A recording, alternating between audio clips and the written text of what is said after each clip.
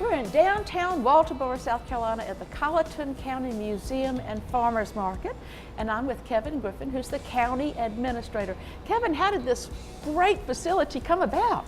Amanda, this came together about a year and a half ago, a project jointly funded by state, federal, and local grants.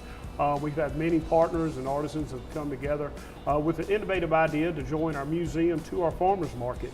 It's been wildly successful. It's become a center of the community and something we're very proud of here in Walterboro and Colleton County. I think that the unifying theme of everything here is the Blackwater swamps and rivers. And we have the Edisto River right here in the museum. Yeah, as I said, we have some very artistically talented people. We have a wonderful downtown antiques and arts district here, as well as our South Carolina Artisan Center.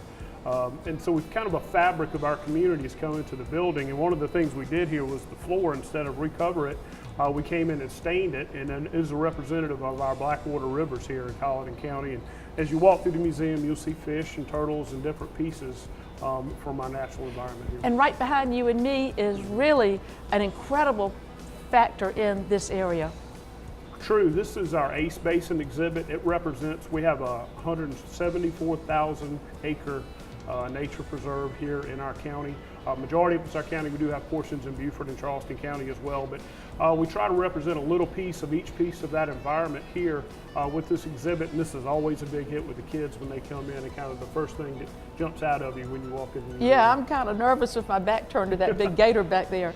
And then we really begin with the history of indigenous people to this area in this museum. You have artifacts representing Correct. them? As you move through our museum past the Ace Basin exhibit, we have a Native American exhibit. We have a number of different artifacts from that area. You know, we have the Edisto and a lot of the barrier islands here and all the way back into Colleton County itself. And you move from there directly into our rice culture exhibit. Many different artifacts there. Many of the plantations that are within the Ace Basin are the old rice plantations that we have here in Colleton County, and they've been greatly preserved.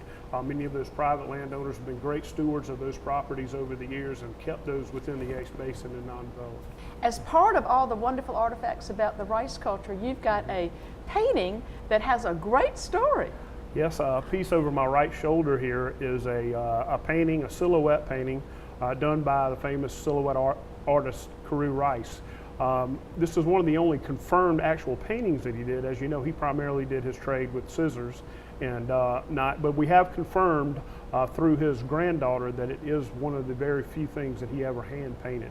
But it's a wonderful piece. It gives us a great entrance in the museum and kind of really sets the tone for what you're going to experience when you walk in here. And when you talk about things being done by hand, you have several replicas of structures that I think use the materials from the original sites. Absolutely. We have a Frontier Cottage house as well as a threshing house in the rear of the museum.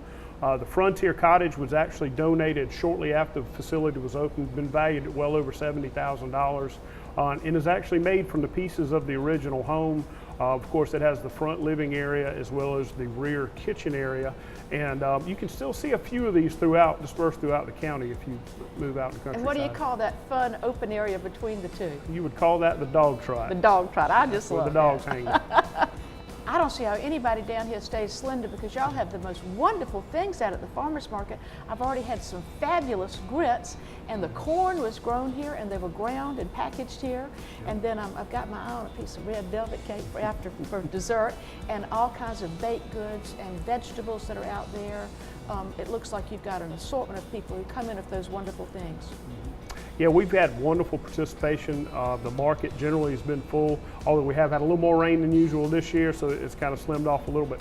We also have wonderful artisans here that show up in crafts. I believe you're wearing one of those today around your neck. Our Beekeepers Association, we have one particular vendor that's here with honey and those type things.